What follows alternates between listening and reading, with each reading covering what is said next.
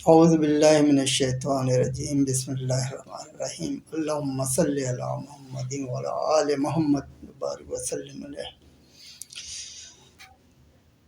وسیم احمد قریشی آپ کا میزبان آپ سے مخاطب ہے۔ ہمارا آج کا موضوع جو ہے FATF سے متعلق ہے۔ کوئی 2-4 سال سے مسلسل قوم جو ہے سنتی آ رہی ہے کہ FATF کی ہمارے اوپر پابندیاں لگی ہوئی ہیں، پاکستان گرے لسٹ میں ہے اور پاکستان کو اتنے سارے ٹاسک دیے گئے ہیں کہ یہ جو ٹاسک ہیں ان کو آپ پورا کریں ورنہ تو آپ کو ہم بلیک لسٹ میں ڈال دیں گے۔ بلیک لسٹ کا ڈالنے کا مطلب یہ ہے کہ دنیا میں آپ کا بائیکاٹ ہو جائے گا، نہ آپ کسی سے تجارت کر سکیں گے، نہ کوئی آپ سے کوئی مال خریدے گا، جو کہ کسی قوم کے لیے انتہائی خطرناک صورتحال ہوتی ہے۔ لیکن بہرحال یہ FATF ہے کیا چیز؟ یہ عالمی طاقتوں نے اپنے سے نیچے کی جو طاقتیں ہیں ان کو دبانے کے لیے یہ ایک قانون بنائے ہوئے ہیں، اور یہ جب سے دنیا قائم ہے یہ اسی طریقے سے لوگ دباتے رہے ہیں نیچے کی قوموں کو، جو تھوڑا سا اوپر بڑھنے کی کوشش کرتے ہیں یا جو موجودہ دور کی قوتیں ہوتی ہیں ان کو آنکھوں میں آنکھیں ڈال کے بات کرنے کی پوزیشن میں کرتے ہیں، تو ان سے جو ہے نا یہ اس طرح کے قوانین کر کے اور ان کی معیشت کو تباہ کر دیتے ہیں۔ جب معیشت تباہ ہو جاتی ہے پھر اس ملک کے حالات تباہ ہو جاتے ہیں، ہنگامے شروع ہو جاتے ہیں اور دوسرے مسائل شروع ہو جاتے ہیں۔ حالانکہ پاکستان کو FATF میں نہیں ہونا چاہیے تھا، کیونکہ پاکستان نے نہ کسی پہ حملہ کیا تھا، نہ پاکستان نے کوئی اس طرح سے بات کی ہوئی تھی کہ کہیں پر جا کر پاکستان دہشت گردی کروا رہا ہو اور کسی ممالک میں جا کر دہشت گردی کرا رہا ہو۔ اس طرح سے بھی کوئی باتیں پاکستان کے متعلق نہیں تھیں، جبکہ یہی دہشت گردی کی باتیں ہیں۔ تو اگر دیکھا جائے تو انڈیا پاکستان میں دہشت گردی کرا رہا ہے، سری لنکا میں کراتا ہے، اور اطراف کے اپنے دوسرے ممالک ہیں ان کو دبائے ہوئے بھی ہے۔ اور اندرونی طور پہ بھی انڈیا جو ہے اپنی اقلیتوں کے لیے ان کے پاس ان کا برا حال ہے، اور خاص طور سے مسلمانوں کے اوپر تو انہوں نے بہت ہی ظلم و زیادتی کی ہوئی ہے۔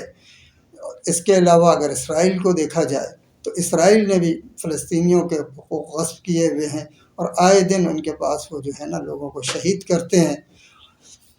لیکن ان پہ کوئی قانون نافذ نہیں ہوتا۔ اسی طریقے سے اگر برما کو دیکھ لیا جائے تو برما میں بھی مسلمانوں کے ساتھ کیا حال کیا گیا ہے دنیا ایک جانتی ہے۔ پھر اس کے علاوہ اگر دیکھا جائے تو خاص طور سے نیٹو کے ممالک اور خود امریکہ، جنہوں نے افغانستان میں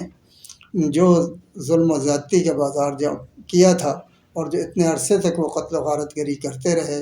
کتنے معصوم لوگوں کو انہوں نے جو جنگ میں شامل بھی نہیں تھے ان کو بمباری کر کے تباہ کیا، عراق میں تباہ کیا، شام میں تباہ کیا، اور دوسرے ممالک میں بھی ان کی یہ کارروائیاں چلتی رہیں۔ اصولاً تو انہیں ہونا چاہیے تھا، لیکن کیونکہ یہ اوپر کے ممالک ہیں اور طاقتور ممالک ہیں، ان کو کوئی نہ کہنے کی پوزیشن میں ہے، کیونکہ انہی کا زور چلتا ہے، اقوام متحدہ بھی انہی کی بات کرتی ہے۔ تو ہمیں جو ہے نا اس کی مثال اس طریقے سے سمجھ لیجئے کہ جس کی لاٹھی اس کی بھینس جنگل کا قانون ہے، تو وہ جو امریکہ کہہ دے وہی UN بات کرتی ہے، اور وہی جو ہے دوسرے ممالک ان کی ہاں میں ہاں ملاتے ہیں، ورنہ ان کو بھی بہت ساری چیزوں میں دبا دیا جاتا ہے۔ پاکستان ان کی نظروں میں اس لیے کھٹکتا ہے کہ پاکستان مسلم دنیا کا واحد ملک ہے جو ایٹمی طاقت ہے،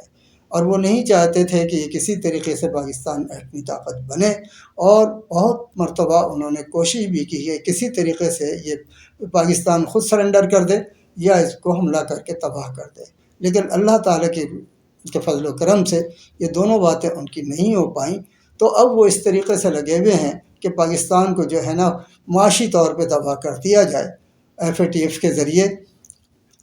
جب معاشی طور پہ تباہ ہوگا، عوام بھوکے مرنے لگیں گے تو حکومت